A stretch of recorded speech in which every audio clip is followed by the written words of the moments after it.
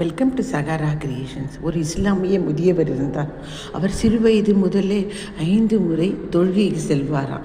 அவர் வயது முகப்பு காரணமாக அவர் இறந்துட்டாராம். இறந்த உடனே அவர் சொர்க்கத்துக்கு சென்றாராம்.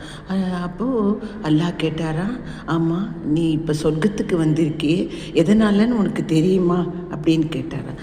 அப்போது அந்த முதியவர் சொன்னார், ஆமாம் நான் சிறு வயது முதலே 5 முறை தொழுகை செய்வேன், அதனால தான் உன்னை அடைந்தேன் அப்படின்னு. இல்லையப்பா, ஒரு நாளைக்கு நீ தொழுகைக்கு கிளம்பிகிட்டே இருக்கும் பொழுது ஒரு பூனைக்குட்டி பக்கத்தில் இருக்கிற செகத்தியில் விழுந்துடுது.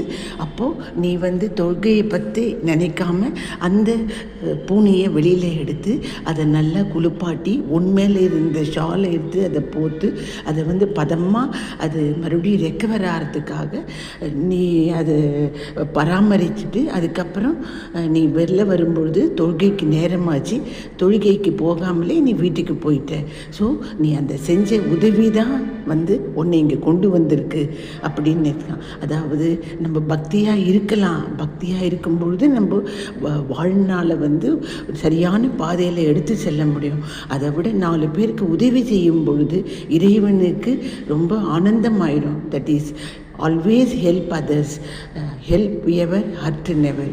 அதாவது அடுத்தவனுக்கு உதவி செய்யும் பொழுது உதவி வாங்கின அவர்களுக்கும் சந்தோஷம், உதவி செய்த நமக்கும் சந்தோஷம், நம்மளை பார்க்குற இறைவனுக்கும் சந்தோஷம். இதுதான் இந்த கதையினுடைய அர்த்தம். அதாவது ரொம்ப ஸ்ரத்தையோடு பக்தியை மட்டும் வளர்த்தா போதாது, நம்ம சுற்றி இருக்கவங்களுக்கும் நம்மளாலான உதவியை செஞ்சு அவங்களுடைய சந்தோஷத்தை பார்க்குறது தான் இறைவனுக்கு நாம் செய்கிற ஒரு நல்ல பக்தியினுடைய வெளிப்பாடு. நன்றி.